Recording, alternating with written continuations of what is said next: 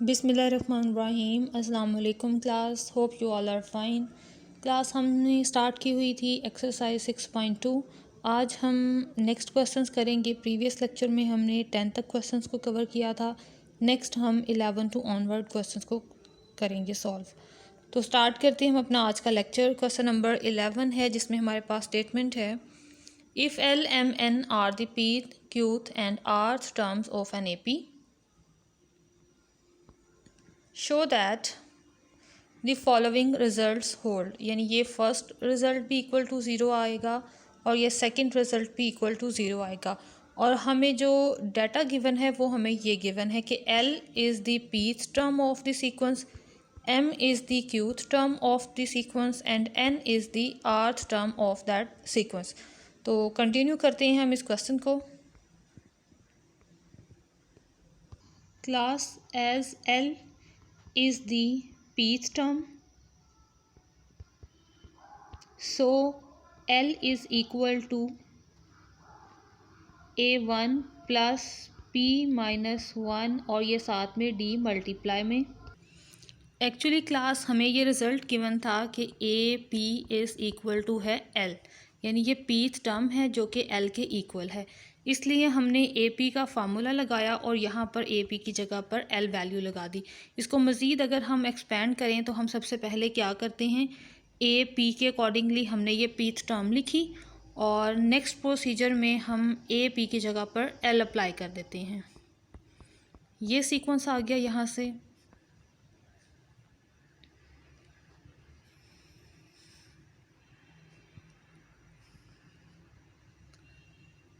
और इसके बाद अब हम लिखेंगे नेक्स्ट टर्म के लिए, M is qth term, so AQ, यानी सबसे पहले हम AQ के अकॉर्डिंगली फार्मूला ऑर्गेनाइज कर लेते हैं, A1 प्लस Q माइनस 1 और ये D।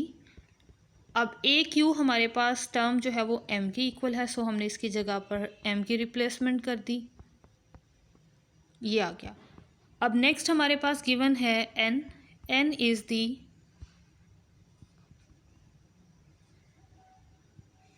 rth term, so AR is equal to employees. AR की जगह पर हमने N लिखा और ये क्लास। अब ये तीन इक्वेशंस है हमारे पास, इक्वेशन 1, इक्वेशन 2 और ये इक्वेशन नंबर 3। क्लास हमें जो टर्म प्रूव करवानी है वो है Q minus R M into R minus P plus N P minus Q is equal to zero. यहाँ पर फर्स्ट ब्रैकेट में लिखा हुआ है Q माइनस R और यहाँ फर्दर ऊपर इन इक्वेशंस को देखें, इक्वेशन 2 और इक्वेशन 3। अगर हम इन दोनों को माइनस करवाएंगे तो हमारे पास Q माइनस R की वैल्यू आ जाएगी। और इसी तरह नेक्स्ट हमारे पास लिखा हुआ है R माइनस P, और अगर हम इक्वेशन 1 जिसमें कि P लिखा हुआ है इसे और 3 इक्वेशन को माइनस करवाएं तो हमारे पास R माइनस P आ जाएगा। और इस ब्रैकेट को देखें, P माइनस Q है, तो P माइनस Q के लिए हम 1 और 2 को माइनस करवाएंगे तो हमारे पास हमारा रिक्वायर्ड रिज़ल्ट आ जाएगा। सो हम इन्हीं स्टेप्स को कंटिन्यू करते हुए ये वैल्यूज़ फाइंड आउट करेंगे। यूज़ 2 माइनस 3, 2 को पहले लिखेंगे इस साइड पे 2 की वैल्यूज़ और माइनस के बाद हम लिखेंगे 3 की वैल्यूज़। Q माइनस 1 D और फिर minus A1 minus R minus 1 into D, A1 cancel. और यहाँ से ये नोट करें D जो है वो कॉमन आ जाएगा, तो D को हम यहाँ से कॉमन ले लेंगे। यह आ गया Q माइनस 1 और इस माइनस को ब्रैकेट के अंदर मल्टीप्लाई करवा दें तो ये रिज़ल्ट आ जाएगा हमारे पास माइनस R +1 और ये D कॉमन। क्लियर क्लास, ये ब्रैकेट एज इट यहाँ पर आ गई और उसके बाद d को हमने कॉमन लेना था, इसलिए हमने यहाँ से क्या किया, इस नेगेटिव साइन को भी इस ब्रैकेट में मल्टीप्लाई करवा लिया और ब्रैकेट को यहाँ से ख़त्म कर दिया, जिसकी वजह से इस ब्रैकेट के हर जो टर्म लिखी हुई है इस ब्रैकेट में उसका साइन चेंज हो गया। यहाँ पे ये नोट करें, -1 और +1 कैंसिल, इस साइड पे लिखा हुआ है m-n। सो q minus r into D m-n, ये हमारे पास यहाँ से इसकी वैल्यू बन गई, जिसे आप इक्वेशन नंबर 4 कह लें। अब इसके बाद हमें रिज़ल्ट चाहिए r माइनस p, तो हम इक्वेशन अप्लाई करेंगे 3 माइनस 1। 3 में हमारे पास n है और 1 में हमारे पास l है, सो ये आ जाएगा n minus l।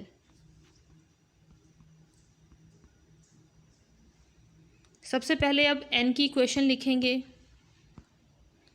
a1 plus r minus 1 into D, और इसके बाद अब ये ब्रैकेट के बाद हम लिखेंगे विद नेगेटिव साइन l की वैल्यू, और l की इक्वेशन है ये इक्वेशन नंबर 1।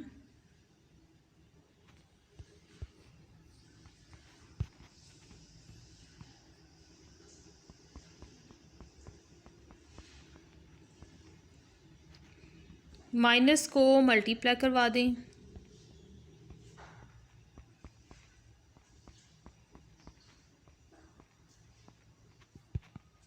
a1 कैंसिल,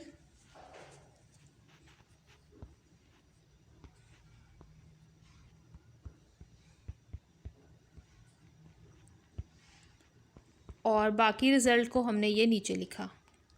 इसके बाद d को कॉमन ले लिया और एज़ यूजुअल इस नेगेटिव साइन को ब्रैकेट के अंदर मल्टीप्लाई करवा देंगे, -p + 1।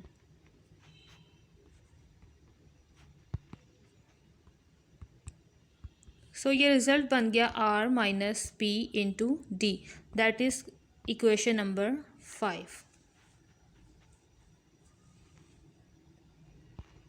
अब हमें जो थर्ड ब्रैकेट के लिए डाटा चाहिए वो है p minus Q.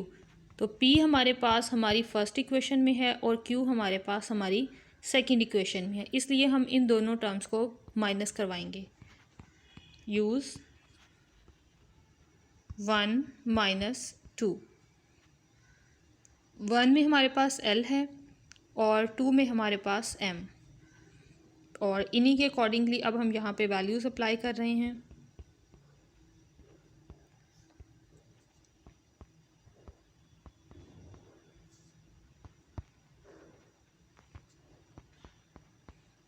q minus 1 और ये साथ में d।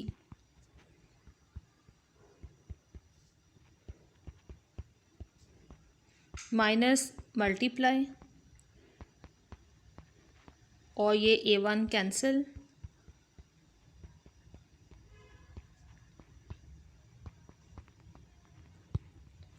d कॉमन ले लें और ये रिज़ल्ट बन गया हमारे पास l माइनस m का।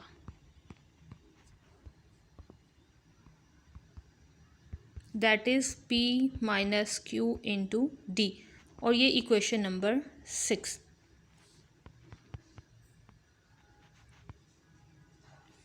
क्लास यहाँ पे नोट करें, q माइनस r को l से मल्टीप्लाई करवाना है, r माइनस p को m से मल्टीप्लाई करवाना है और p माइनस q को n से मल्टीप्लाई करवाना है। अब इन टर्म्स के साथ मल्टीप्लाई करवाएंगे हम अपनी नीचे वाली इक्वेशंस को। इस इक्वेशन को l से मल्टीप्लाई करवाना है, सो हम यहीं पे इसके लिए थोड़ी सी स्पेस सेट करते हैं और इसको यहीं पे मल्टीप्लाई करवा लेते हैं।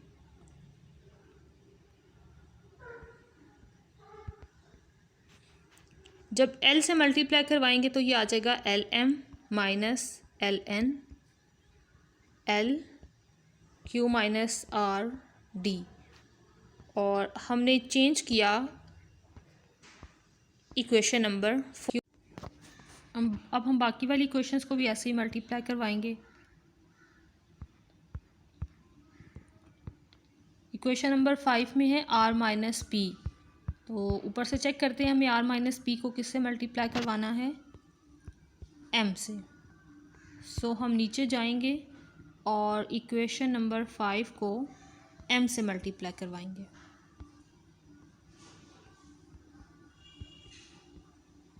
m से मल्टीप्लाई करवाने के बाद ये mn माइनस m lm कर लेते हैं, ज़रा तरतीब रहेगी। और यहाँ पे m r minus P into D. और इसके बाद लास्ट पे है ये इक्वेशन नंबर 6। तो इक्वेशन नंबर 6 में p माइनस क्यू है, जिसे हमने n से मल्टीप्लाई करवाना है। और ये n आ गया। और इक्वेशन वाइज इनकी नोटेशन चेंज कर दें, ये 6 और इसी तरह इसको चेंज कर दें और ये 5, राइट। अब हम 4, 5 और 6 इक्वेशन को प्लस कर देंगे, ठीक है। ये 4, ये 5 और ये 6। Adding 4, 5 and 6, we get the result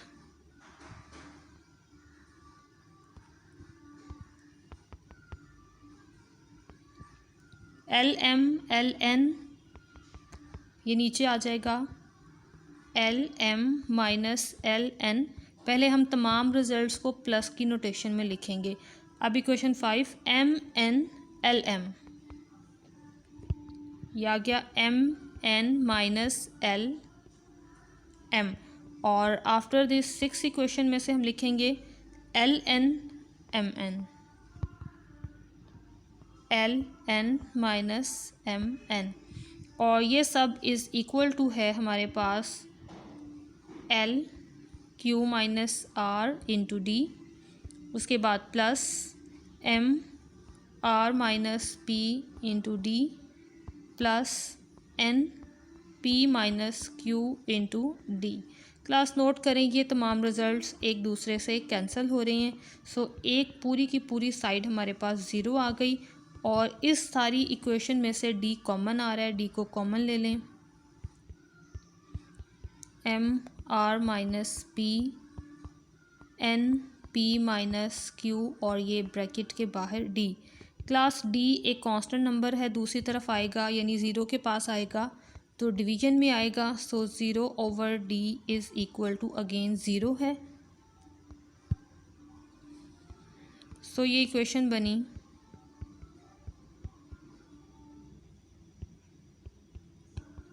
और plus N P minus Q, और ये स्ट्रेट फॉरवर्ड इक्वेशन को लिखेंगे Q minus R, R minus P N P minus Q is equal to 0। ये हमारा फर्स्ट पार्ट हमारा कंप्लीट हो गया। आपका कोई पॉइंट हो तो आप कमेंट में पूछ लीजिएगा।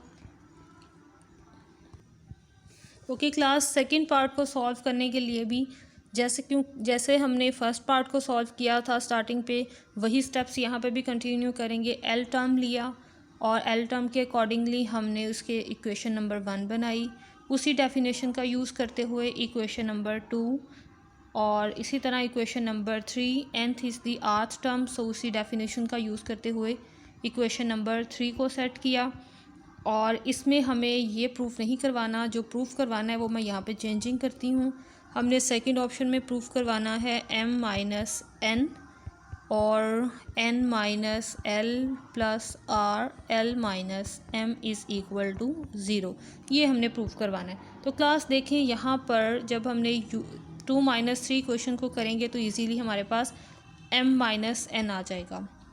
ये जब हमने फर्स्ट पार्ट को सॉल्व किया था तब भी हमारे पास यही कैलकुलेशन थी और उसी कैलकुलेशन को हम इसमें यूज़ कर रहे हैं, ठीक है।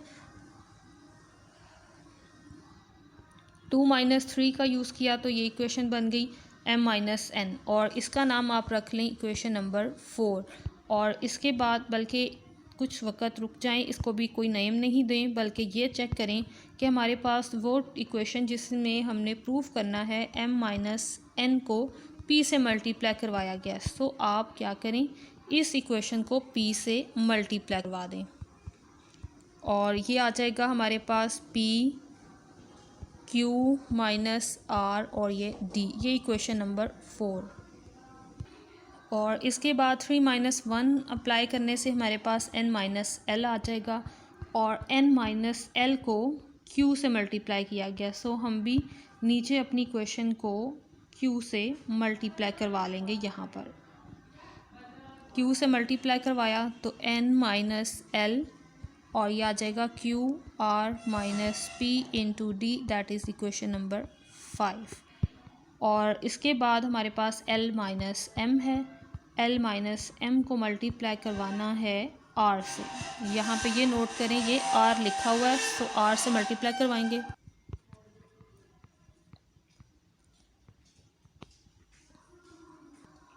ये आ गया r, l minus m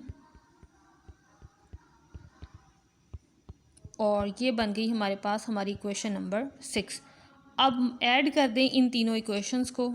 adding 4, 5 and 6 we get the result. इस साइड पर आ जाएगा हमारे पास m minus n plus q n minus l plus r l minus m, यानी इस साइड वाले तमाम रिज़ल्ट्स को हमने ऐड कर लिया। अब हम दूसरी साइड के रिज़ल्ट्स को यहाँ लिखेंगे। सबसे पहले क्वेश्चन नंबर 4 का result P Q R D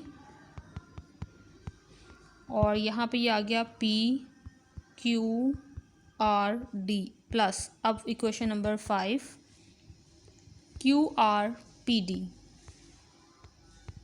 ये नीचे आ गया क्यू आर पी और ये आ गया डी।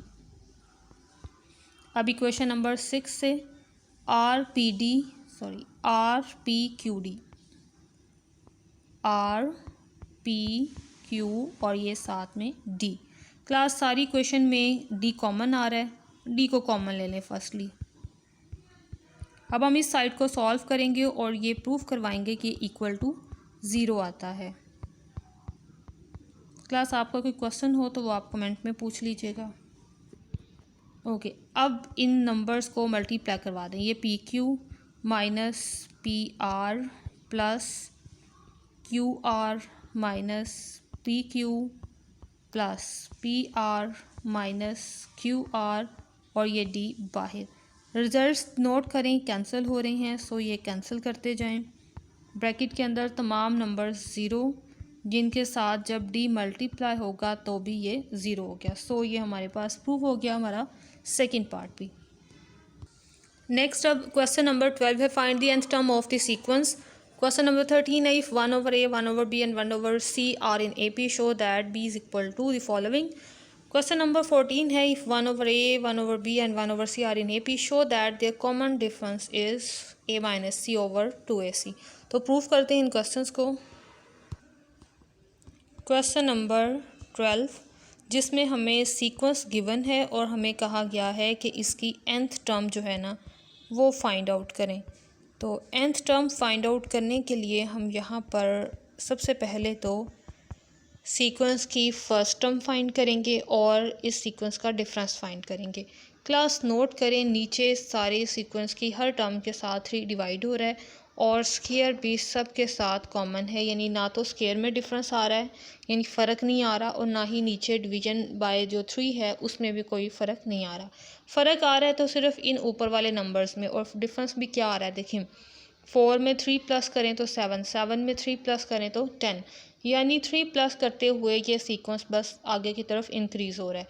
हमें अब डिफरेंस चेक करना है तो डिफरेंस सिर्फ और सिर्फ हम फाइंड करेंगे उस नंबर का जहाँ पे फ़र्क आ रहा है, ना तो स्क्वायर में फ़र्क है ना 3 में, इसलिए इनको स्किप करते हुए हम इन नंबर्स के अकॉर्डिंगली a1 फाइंड करेंगे। सो यहाँ पे जो ये 4 लिखा हुआ है ये हमारे पास है first term. Using the different terms, यानी डिफरेंट टर्म्स जो हैं वो हम यहाँ पर सेपरेट कर रहे हैं अप टू सोन, और फिर यहाँ पर a1 इज़ इक्वल टू 7 है,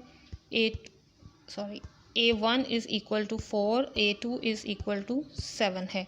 डिफरेंस फाइंड आउट करने के लिए फार्मूला है कि 2 कंसेक्टिव नंबर्स को माइनस करवा दें तो डिफरेंस की वैल्यू आ जाती है। So D is equal to 3।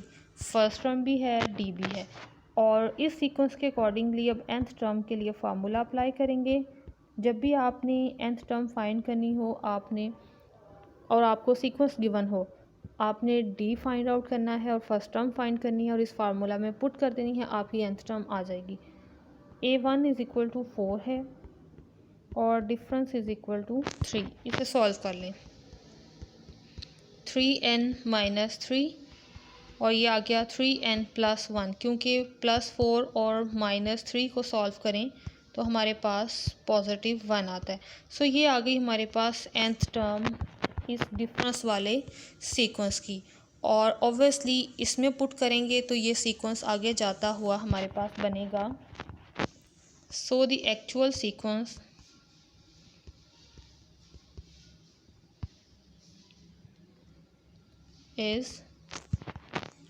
Is लिख लें या विल भी लिख लें, 4/3², 7/3, 10/3 up to so on 3n plus 1/3, और ये इसका स्क्वायर आ गया।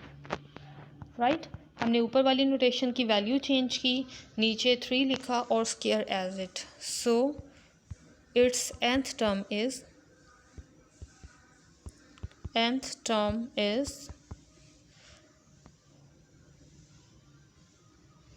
इसको प्लस अप टू सोन कर दें, क्योंकि सीक्वेंस कहाँ तक जाता है क्लियर नहीं, लेकिन nth टर्म में अगर लिखना है तो ये nth टर्म तक हमारे पास 3n प्लस 1 तक ही लिखा जाएगा और divided by 3 whole square.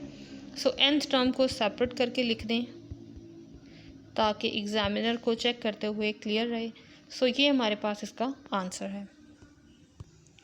Question number 13, हमें ये 3 टर्म्स गिवन हैं और हमें कुछ प्रूफ करना है।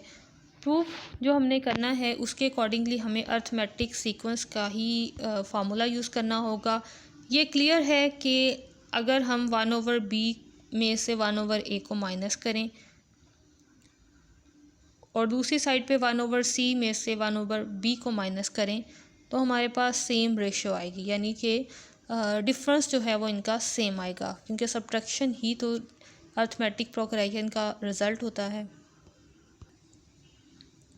एज यहाँ पे लिख भी लें R in AP। सो लिखने के बाद मैंने लिखा 1/b minus 1/a is equal to 1/c minus 1/b। b वाले नंबर्स को एक साइड पे लिख लें और बाकी नंबर्स एक साइड पे कलेक्ट कर लें। राइट, ये 1/b दूसरी साइड से ये यहाँ पर आ गया और ये 1/a इस साइड पे चला गया।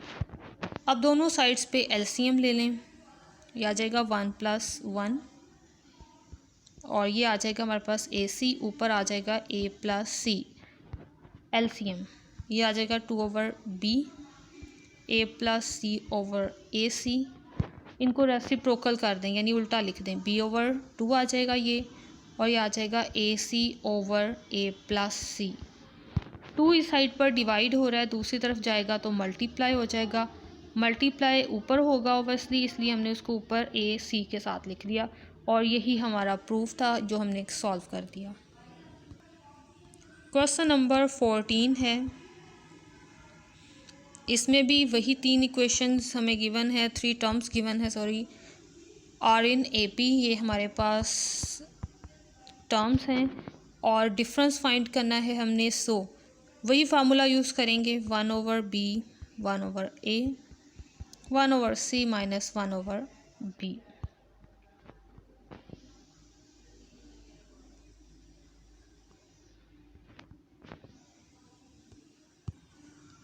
और उसी कंडीशन में इस सारी क्वेश्चन को सॉल्व कर दें। ये ऑब्वियसली जैसे हमने प्रीवियस पार्ट में सॉल्व किया वैसे ही यहाँ पे सॉल्व करेंगे, 1 + 1 और ये आ गया हमारे पास a + c 2/b, और नेक्स्ट इसको रेसिप्रोकल कर दें, ये आ जाएगा b/2 2 को मल्टीप्लाई करवा दिया तो ये हमारे पास बी का आंसर आ जाएगा। अब हमारे पास कॉमन डिफरेंस डी है। डी इज़ इक्वल टू आता है next term minus the previous term. B की जगह पर बी की वैल्यू अप्लाई कर दें, यही जो ऊपर हमने वैल्यू फाइंड की है। ये अगर बी है तो इसको रेसिप्रोकल करना है, क्योंकि हमें यहाँ पे वैल्यू चाहिए 1/b की, तो हम इसको रेसिप्रोकल करते हुए यहाँ पे लिखेंगे और ये हमारे पास आ गया रिज़ल्ट, राइट। 2ac वहाँ ऊपर है, यहाँ पर नीचे। अब इसका एलसीएम ले लें, ये आ जाएगा 2ac कैंसिल, ये आ जाएगा a + c। दूसरी तरफ यहाँ से सिर्फ a कैंसिल हुआ और 2c इस 1 से मल्टीप्लाई होकर यहाँ पर ऊपर आ जाएगा। c और -2c को सॉल्व करें तो आंसर आ गया only c। That is the common difference. और यही हमारे पास हमारा सॉल्यूशन है और साथ ही हमारी एक्सरसाइज भी कंप्लीट हुई। क्लास आपको कोई क्वेश्चन हो या कोई पॉइंट आपको टफ लगा हो, जिसके बारे में आपको पॉइंट्स ना क्लियर हुए हों, तो आप कमेंट में पूछ लीजिएगा। ओके क्लास, अल्लाह हाफिज़, स्टे ब्लेस्ड, दुआओं में याद रखिएगा। तो आप कमेंट में